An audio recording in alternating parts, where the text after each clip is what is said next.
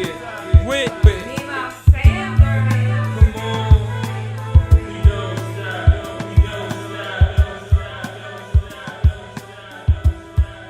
just trying to reach the top, reach the top, reach the top, reach the top, reach the top, reach the top, reach the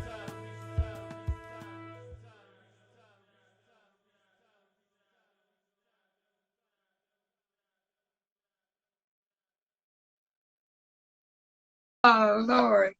Thank y'all for joining Reach the Top podcast. I'm your host, The Gift, and this my co-host. And I'm Nima Sanders, and welcome back. And tonight we have a special guest. Shout him out. My name Power, Northside. What's going on? What's up, man? What's up? What's up? How's everything going?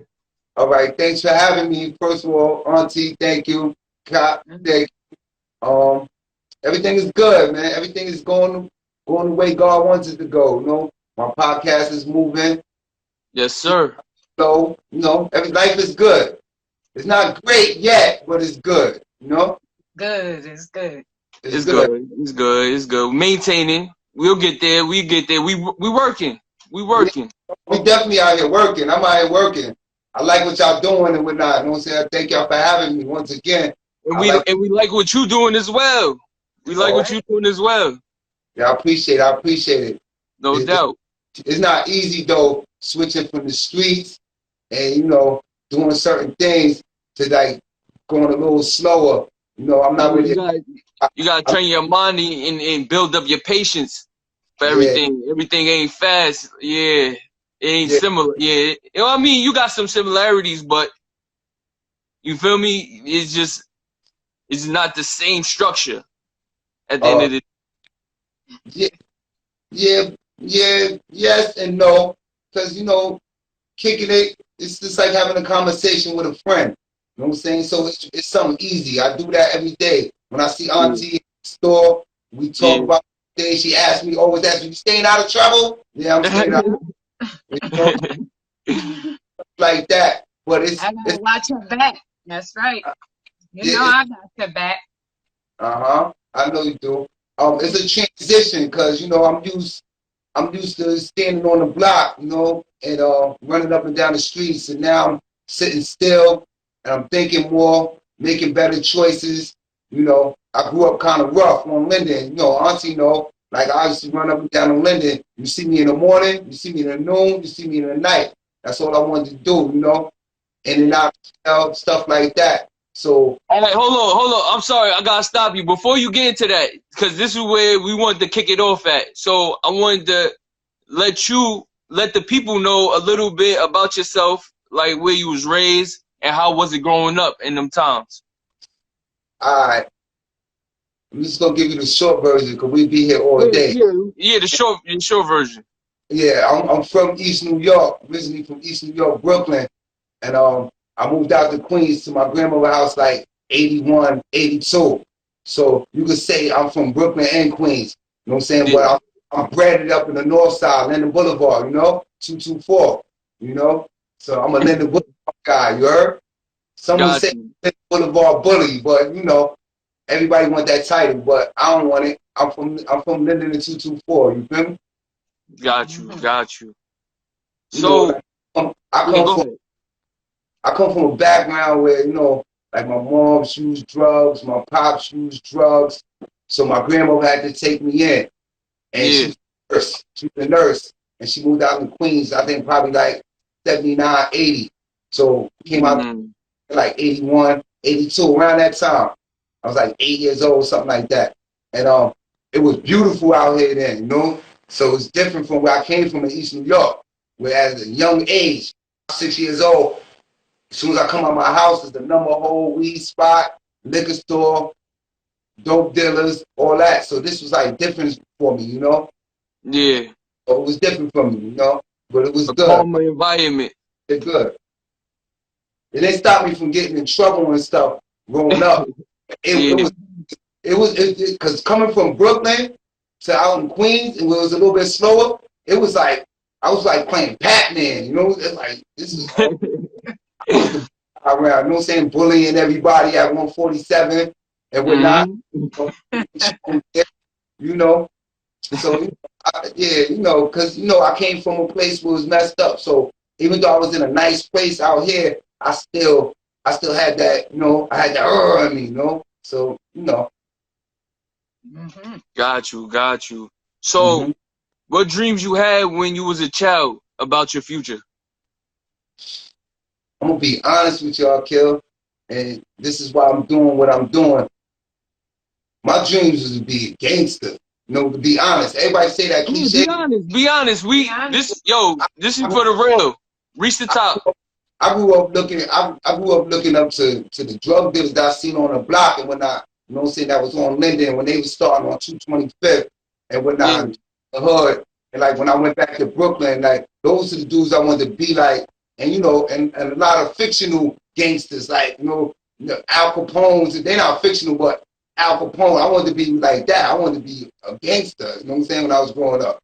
You know, getting money and whatnot, because that's what I think. Those are the cool guys, you know what I'm saying, to me growing up. You feel me? Got you. So So, yeah, go but ahead. I just hold on, not to cut you off, to be honest though, like on the B side of that, I wanted to be a boxer. Okay. Yeah, talk about that. I wanted to be a boxer, and I was training, but the streets, you know, the streets had me. You know, that's what I'm like, that's what the fast money, you know what I'm saying? Growing up. Like I stand on the block for a couple minutes, I make $200. Even though at the time I didn't realize I was being used, because I make 200. I might only see $50 out of that $200 pack. You know what I'm saying? Exactly. So that's when I was first coming up. Because it's not like now people could just come out with their own packages and this and that. I used to have to work for somebody, or I couldn't be out on the boulevard when I first started, you know. So, but that's what I to do. You know what I'm saying? That fast money, because I ain't want to struggle. Like I see my mom struggling. You know, my grandmother working doubles every day. You know what I'm saying? He had food and stuff, but I wanted, you know, that's when Jordans came out. I come from that era when Jordans first came out. Everybody couldn't get Jordans when they first came out in the 80s. You know what I'm saying? They couldn't. Mamas was buying Jordans. Jordans, nah, it wasn't like that. You know what I'm saying? So, but I did want to be a boxer, and I was training for it. But like I said, I was caught by the lights of the streets. You know. Got So, you. Yeah. Just to touch upon that, I had a friend. You feel me? Like he was in the. You feel me? He's in the game. So like he wanted to do the boxing or whatever, and like as a I'm a little bit older than him or whatever, so like he looked up to me in a way. You see what I'm saying? And I kind of felt like I used to try to push him, like, yeah, do that. When he used to tell me he wanted do his boxing thing, I used to try to encourage that. But you know, like you said, like he already, you feel me? He already in the game. He locked in. You see what I'm saying? So he couldn't really, push that to the side. You see what I'm saying?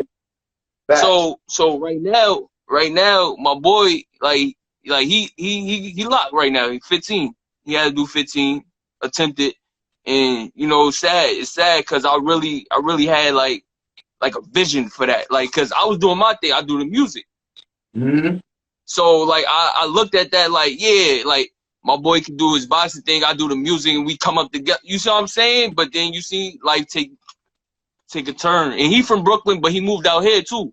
Yeah. It's usually like that though, because like I said, you know what I'm saying, everything wasn't all gloom for me growing up. Like I did have some dreams, but it starts out like that. You know what I'm saying? And when you ain't got that, you ain't got somebody watching over you, you know what I'm saying? Like, pushing you. Because like when I was growing up, like it was like things were so hectic, like it wasn't being watched over. My grandmother was working, my uncle, you know what I'm saying? My uncle was young, not that much older than me, and my oldest brother, they doing what they doing. So nobody was paying attention to me. So the dudes in the streets was paying attention to me. So they're like, hey, this is cool. Like I'm outside with them every day. So I didn't have nobody pushing me towards being a boxer. But I had everybody pulling me towards getting money on the block. You know what I'm saying? Yeah. It works the way it works though. You know what I'm saying? God don't make no mistakes. You know what I'm saying? That's what I keep telling myself. to keep me moving. You know what I'm saying? So, you Yeah. know. And to touch upon that, like he didn't have like family. You see what I'm saying? Like he's in a when he came out here to Queens, he was in a group home. Mm-hmm. You know what I'm saying? Right across the street from my crib. Like so like I already seen the environment, see like you see what I'm saying? There wasn't no loving environment. Nobody was encouraging him. It's just telling him what to do and just benefiting off of them for being in your crib. Yeah, facts. You see what I'm saying? So like I seen where the lack of love, he didn't have no real like consistent love. You see what I'm saying? Before I met him. Anyway, Mm-hmm. is in the street. I guess that's why he did turn, what he turned or whatever, because that's Yep. where he was embraced. The streets is like a magnet, I kill. You know what I'm saying? That's Of why course. this is one of the reasons why, you know, me and shout out to my producer, narrator. Um, Yeah. we was talking and it was like I'm like what I want to do, and when I thought about it, I'm like this is what I want to do because I'm not no preacher, nothing like that. So I want to sit down with dudes that been through what I've been through, and through their stories, by them telling their stories, maybe it'll help somebody like your friend coming up that's young. You know what I'm saying? Coming up, so Exactly. go that route and whatnot, so they don't have to because a lot of people feel like like I said, the streets is a magnet, so it's nothing counteracting that. You know what I'm saying? So people was listening, especially nowadays. Kids is following dopes, and they don't got the anti message to that. You know what I'm saying? So by me telling these stories and telling my stories, we the anti all this fake stuff. You know what I'm saying? All Got this you. because it's real goofy right now. It's It real is. goofy. You know And what I'm saying? everybody need the OGs to speak up. You feel me? Because when I was young, like I said, some led me in the wrong way. I'm not gonna say all, but Yeah. growing up, that's what the older dudes did. They put you on the game, they call it. You know what I'm saying? Nowadays, you got kids putting kids on the game and they don't even know the game. They goofy. You know what I'm saying? That's no disrespect, but I'm just saying they don't know. When I mean That's goofy, real life. Yeah. they don't know what's going on, but they think they have all the answers. Even at 44 right now, I don't have all the answers, but I've been through a lot. You know what I'm saying? So if you watch me and you pay attention to where my life is, you don't have to go that way. You know what I'm saying? Why follow if you see the building burning, and even though I made it through the building, you're gonna try it anyway, you might not make it through the building. Yes, A lot of people don't make it back. I got homies that when I went to jail at 16, they're not making it back. They're not coming back. You understand what I'm saying? Yeah. A lot of people make mistakes. Like my little brother, he not coming back. You know what I'm saying? He made decisions that was whack. You know what I'm saying? He was sick, he didn't take care of himself. He wanted to be out on the streets. He ain't here. You know what I'm saying? So, you know, it's like that. So that's why I'm doing what I'm doing. Because it's a lot of misinformation. You know what I'm saying? Everybody think being a gangster is cool. You know what I'm saying? It's nothing cool about that. Because the end result is Attica, Clinton, or dead. You know what I'm saying? Yeah. Cemetery. Yeah, no, ain't no glory in that. Ain't no glory in that. That's some people believe that, but ain't no glory in getting killed. You know what I'm saying? Ain't no glory about something that you really don't believe in. You know what I'm saying? Or for people that don't really believe in you. Excuse me. You know, and Real it's shit. glory in jail. Like something forgotten. You know what I'm saying? Mm-hmm. So you see them on the street, and like, that was my man. Now they remember you, but right now you can't even think of 3 people that you know is in jail or where they at. You know what I'm saying? So you forgotten. Jail is the forgotten cemetery. That's a cemetery. It's just a cemetery for living. You know. So Yeah. Yeah. I definitely want to reach out and whatnot. You know, and that as I'm starting to get better Mm-hmm. with my shows and whatnot, I got certain things that I want to start doing, like outreach, like really outreaching. You know what I'm saying? Like for Yeah. this Christmas coming up, you know, I'm gonna give away a PS5. You know what I'm saying, to a young dude, because it be little stuff That's like that what's up. that change That's your what's life. up. that's Yeah. nice. Yeah. PS5 and you got some older dope, like, yo, here, sell this. You could get that PS5. But you know what I'm saying? If you got somebody that's looking out for them because their fathers is not around, their fathers might not be around or in jail or dead, and They don't have nobody to tell them like, yo, listen, you don't gotta do that to get a PS5. You know what I'm saying? Just be a good kid, do the right things, and you could get that. You know what I'm saying? Because like when I was young, I used to pack bags at Seatown. They call it Farmveria now. Yeah, Farmville. That's when dudes started going to the streets. You know what I'm saying? But I used to pack. You remember that, Ondell? I used to work at Seatown, packing bags and stuff like that. You know what I'm saying? It's hustling. It's hustling. There's no shame in that. You know what I'm saying? So anyway, in short, I'm gonna start doing things like that, you know, and throwing parties for you know, I call them orphans. Because if your mother is not around or using drugs and your father's in jail or dead, you're an orphan. You know what I'm saying? And it's on us to take care of our people. You know what I'm saying? It's on us. You know what I'm saying? Because when I was young, like I said, the street rules used to send me to the store, you know, blah, blah, blah. Then it progressed to like, yo, here, yo, get this money, you know. Well, I'm just going to go in a different direction. You know what I'm saying? It's nothing wrong. It's nothing wrong with doing the right thing. That don't make you soft. That don't make you not cool. You know what I'm saying? And I think that's the thin line where they get it, you feel me, misconstrued.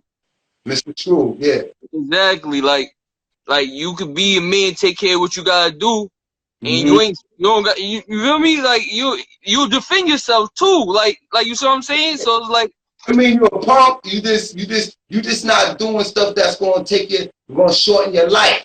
But you got to defend. exactly. You know what I'm saying? Yeah. Real talk. Shout out to everybody. Shout out to all the viewers right now. Shout out to all the viewers. They tuning in. They talking to us. Shout out to y'all. Love y'all for coming in, showing support. I see my cousin. I see Big T. Here. You see Tyra. I see you, big girl. Yeah, no, but what's up, man? What's up, sis? Even Tyra could tell you like when we was going to school and whatnot, like I used to be bullying people. And a lot of people that I used to be bullying, now they family. Tyra is considered my cousin, you know what I'm saying? My family. JB, Kenya, you know what I'm saying? So like, you know, a lot of good did come out, you know what I'm saying? So like I said, it's on me to change the narrative, you know what I'm saying? Because a lot of people think that I'm some angry dude, but I'm not no angry dude. I've been through a lot, man. I was traumatized as a kid from in the home to the streets, you know what I'm saying? So a lot of times that come out, you know what I'm saying? Like you may see me on the street and think that, yo, this dude is some type of but I'm not. It's been through a lot, you know what I'm saying? And I know there's a lot of kids out there that have been through a lot. And a lot of people don't understand it, but I understand it because I've been through it. You know what I'm saying? Yeah. I just been nothing like that. I've been through it, so I could offer that. You know what I'm saying? A lot of people can't speak to that. You know what I'm saying? And it's okay. Everybody's life wasn't all bad. You know what I'm saying? But I still could speak to it. You know what I'm saying? A lot of dudes is by choice. They do things by choice. By choice. Me, I understand that. You know what I'm saying? Because I know what it's like to have a father and mother, and I know what it's like not to have a mother and father. You know what I'm saying? Everybody knows that, you know? Yeah. And I digress.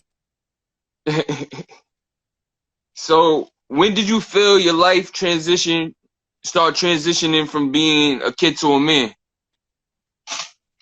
Yo, that's early because you got to remember,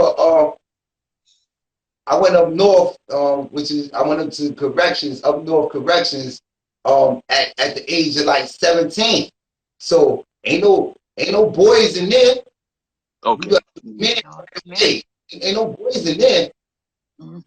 Boy by age, but you gotta grow up quick or you're gonna get left. You know, you're not gonna make it back. You know what I'm saying? So I had to grow up quick. You know what I'm saying? When I went to jail, I wasn't even smoking cigarettes and none of that. No, but it was so stressful. Like I started smoking at 17. But before that, I couldn't stand cigarettes. But I started getting because I had to make life decisions. I had to make a decision because I was on Rikers Island for attempt murder, and I take a plea. It was either go to trial and get a whole lot of years or take a plea. So back then, this is when this first came out with the Joe Biden's crime his bright idea, his crime bill. You know what I'm saying? That's when that first came. So it they was giving a lot of young dudes, making us take bids, take pleas, and this is our first time being arrested as adults. But they was making us all types of felonious, or we're gonna spend the rest of our life in jail. So I had to take a 2 to 6. And at the time, you know what I'm saying, I was only 16 when I took the plea. Yeah, I was 17 when I took the plea. And I went upstate in November, just before Thanksgiving, November '93. Yeah. And I had to be a man real quick. Because there was a lot of, and plus I was a gang member. You know what I'm saying? Yeah, so they was on you. Bloods. This is when the Bloods first started, you know what I'm saying, '93. So I became a gang member. When I reached the jails, it was wars already. Like, people was waiting on me coming up there. So I had to grow up quick. I had to start making decisions quick so I could make it home. You know what I'm saying? I was young, though. So I was, like, I was being a man, but getting down with a gang and fighting and stabbing and all that stuff. I ended up doing that whole 6 years. I was only supposed to do 4 years. That was my CR, conditional release. It was 4. Yeah. Doing it every last single day. You know? So that's, you know, it was rough. It was rough. But so you was a part of the race war. Yeah. Basically what it was, I call it the dummy war, because, you know, we parties, like, ain't no difference. They African descent, just like everybody, like us, you know what I'm saying? They just was dropped off on an island before we got here. So, you know, but we, you know, like, we was ignorant, you know what I'm saying? Young and ignorant, and we was being led by older ignorant dudes, you know what I'm saying? So it was like, when I was in the street, I lived in East New York around Puerto Ricans and Dominicans. Some of my best friends was Puerto Ricans and Dominicans. Just to tell you a story, when I first got upstate, I went to a place, when I got to Green Correctional Facility, a friend of mine, a dude named Mikey, he's Puerto Rican.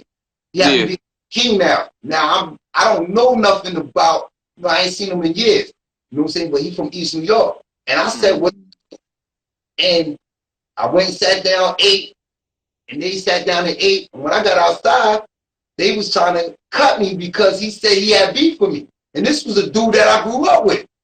I was like, wow. You know what I'm saying? But luckily, my brother, one of my oldest brothers was there and whatnot. And he knew the dudes. He's like, yeah, that's my brother, blah, blah, blah. And he backed him down. But they like, yo, you know what I'm saying? So it was crazy. But I heard there was a lot of that. Like, the people that you was messing with on the outside, once you went on the inside, it was a different story. Yeah, but that's what made me go crazy at them Latin Kings, because I'm like, this was one of my best friends. I know his mother date nothing but black guys. So, you know, you got beef with me? Like, I sleep inside your house. See? So, you know, after that, the war was on. Like, he had no control over that. From what I'm hearing, he had no control over that. He was already, like, set in play. Like, he chose a side, all that. Like, he already fell under the umbrella. So he was already a follower off rip. He wasn't his own man, bro. Yeah, and if I'm being honest, we all was, because I was a soldier too. You know what I'm saying? Like, I didn't start out, I was a big homie and nothing like that. Everybody want to be big homie. I was a soldier too. So I had to follow the rules too. So if I was told to cut somebody or something like that, if I didn't do that, I was gonna get cut. You know what I'm saying? But that was the rules. That's what I'm saying. So that's what I'm saying. When you fall under that umbrella, yeah. I had to do something similar down the line thing like he had to do. But he didn't have to do that because they didn't know me. You know what I'm saying? You knew me. So why would you tell them, you know what I'm saying? That's even worse. You know? That's even worse. He just did it because of the strength. Like, he tried, like, that's, I don't know. That's bad. That's some sucker shit right there. Goofy is whack. He was whack for that. Like, I seen him since then. You know what I'm saying? Like I said, his mother was like my mom's, like his moms and my moms was friends. They used to get high together. So, like, my whole thing was like, I seen him, like, I don't even talk to that dude no more, because that really did something to me. You know what I'm saying? That, so, like I said, we was young and we was ignorant. So it just set off a chain reaction. But as I got older, I started reading more.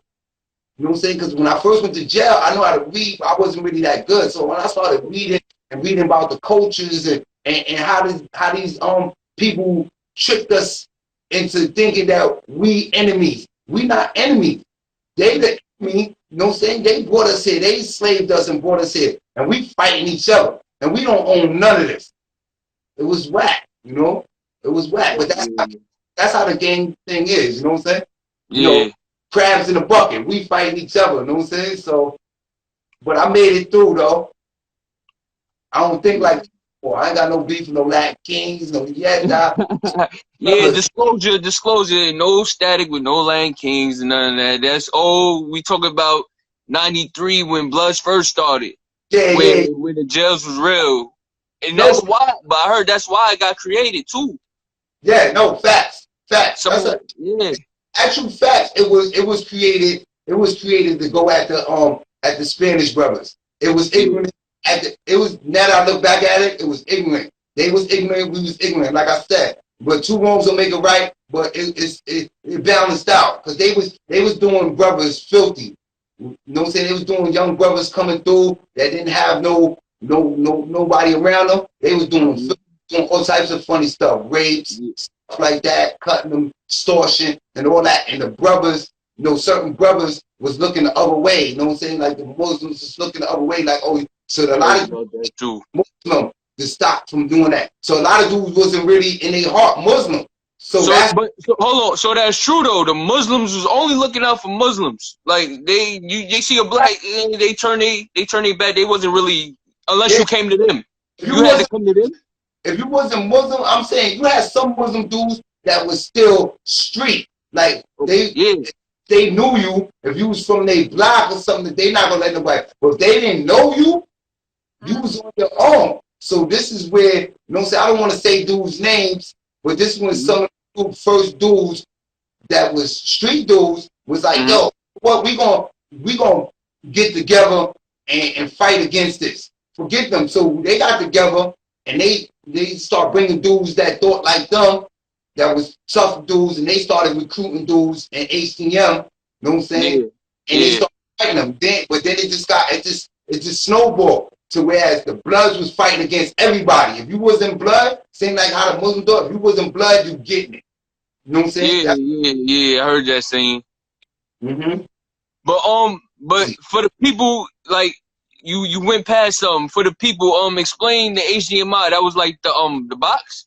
No, HTM. Well, it was HTM was another jail holding facility, but they had a section where they made up a box for the adolescents. Cause we was going crazy in C-74. Like I said, when it first started, they was going crazy. Wherever we see you at, we gonna get you before you get us.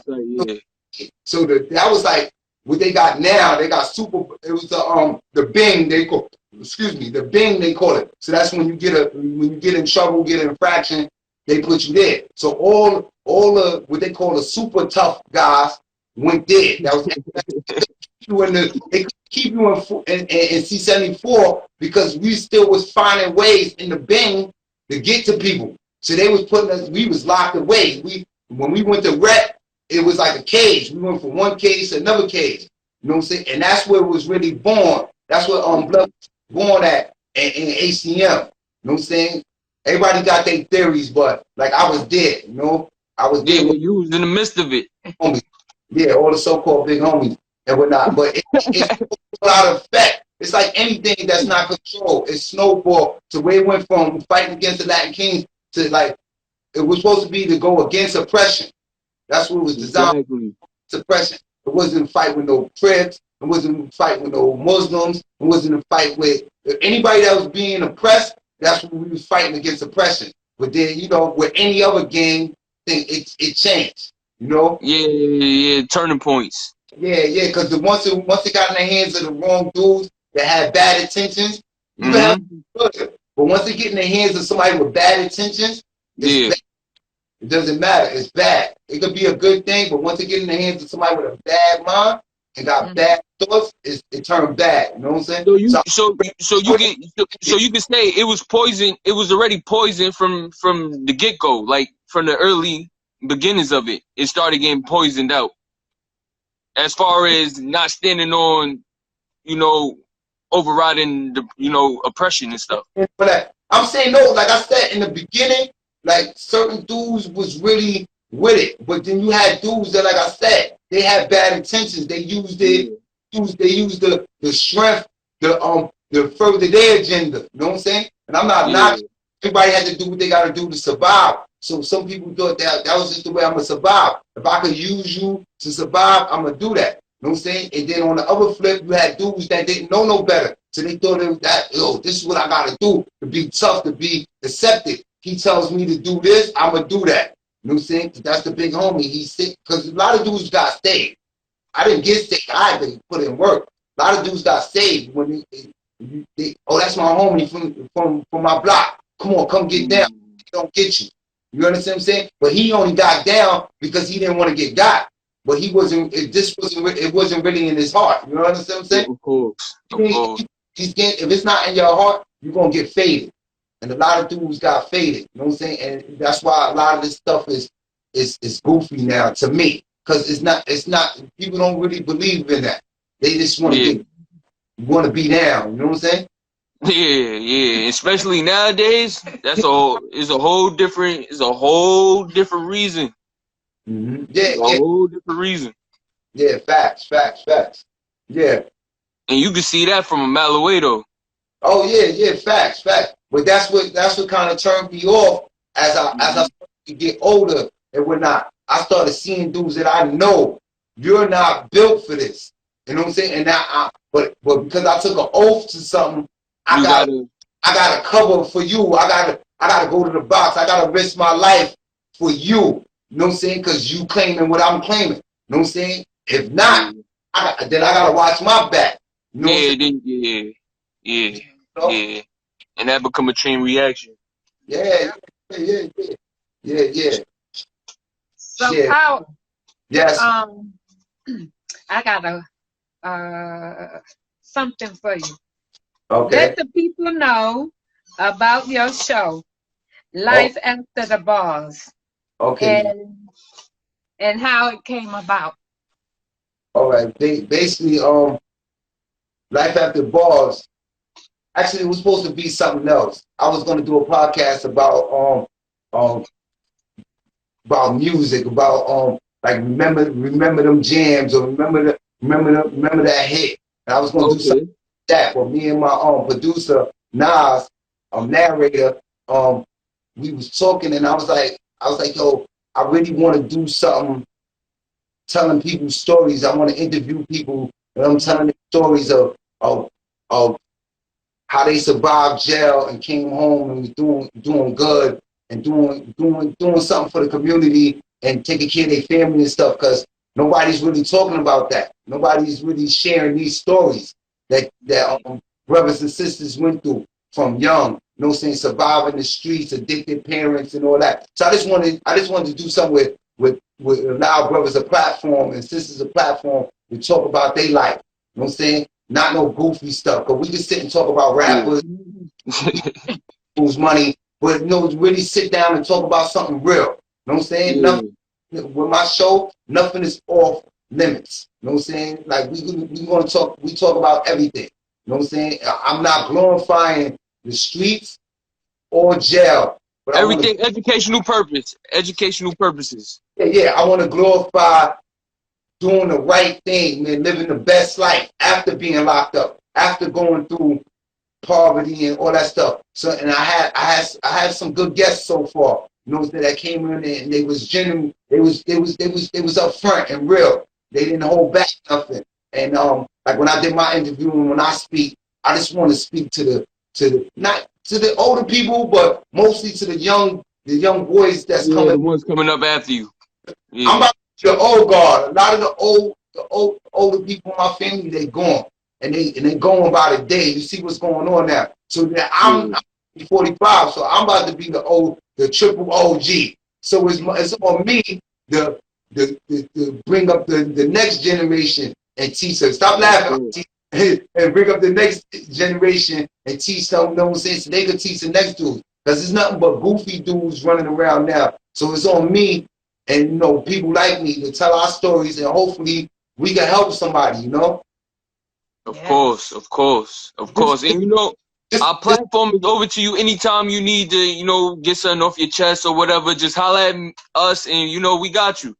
This a quick story, right? I had pulled up to a party, social distance, of course, it was social distance, wink, right? And I didn't know this kid from nowhere, so I'm being introduced to him. And I told him I was doing the podcast, Life After the Bars. And he's like, hold on, you the dude that do Life After the Bars? He was like, he said to me, yo, you inspired me. He said, I watched it, he said, yo, you inspirational. And this is a gang member, a young dude, and we had this liquor, weed going on, all that. And he said that to me. So that it really touched me. You know what I'm saying? That like, yo, even though my views and stuff may not be where I want them, but if I could inspire somebody to do something to try to move in a different route than what they're doing, then you know I'm doing a good work. You know what I'm saying? All the accolades will come later. So that's basically what my show is about. You know what I'm saying? It's telling stories, real life stories that make a change somebody's life, change somebody like your friend's life. You know what I'm saying? So that's what I'm doing. Got you. So like how you was speaking on the talking to the youth and stuff like that, do you see yourself having some younger guests on there too? Oh yeah, I'm in the process. I got a couple of things. I don't want to let everything out, but I got just a little taste. Yeah, I got a couple because I was in a group home growing up called Martin the Forest in Laurelton, and that's what that group home was for kids coming out of DFY, which is baby jail, but now it's like real jail. So I'm working with some of them kids and I'm vetting some of them to tell their stories. Because one thing I don't want to do, I want to be transparent. I want to be real. We're not doing no make believe or nothing like that. And one of the criteria of my show is that you got to be doing something positive. You got to be doing something good. You know, because it's called life after the bar, a good life. You know what I'm saying? So I don't want to. Yes, sir. No criminal activities, no gang activities. So I'm vetting some right now. And also I got some young ladies coming up. Actually, I got my niece. She just came home. She was out there from like 17 to 21. You know what I'm saying? For something that I believe she didn't do, but she was running with the wrong people. So I'll sit down with her, talk about her life after the bars. So, you know, but she's getting herself together. She's doing some good things. So that's what I want to do. Everybody don't have to be artist or whatever to get on my show, but you got to be doing something positive. You got to be making strides. You know what I'm saying? Doing the right thing, because I want to change that narrative that people, once you go to jail, you come home and you're going back and you're not going to do right. I want to change that narrative. I want to show the world that you could do bad things and redeem yourself. Redemption. Basically, that's what it basically want to tell a story of redemption. You understand what I'm saying? Got you. I got my recollection back. I wanted to say this though. Like, you know, like how we speak about a lot of people be like, I guess like a lot of goofy stuff going on, but I can honestly say I do come across like more youth and like they open up a little more nowadays for some reason. I don't know, it's not like 10 years ago, like when I was coming up, when you know you really keeping a lot of stuff in. Like I'm starting to see more, you know, youth like asking for help, like, you know, like asking for directions, like basically in life. I'm starting to see that. No, I'm saying you do have them, but then you got what happened is because you don't have too many dudes like me around, they fall into the goofy dudes that don't want, you know what I'm saying? So, you know, like I said, when you got somebody who's blind and they being led by somebody else who's blind, they blind. Everybody's blind. So that's that's why me and, you know, dudes that believe in me, you know what I'm saying, we got to stand in the gaps. You know what I'm saying? We got to stand in the gaps. Because I got 3 sons. I got a 20-year-old, I got a 3-year-old. So, you know what I'm saying?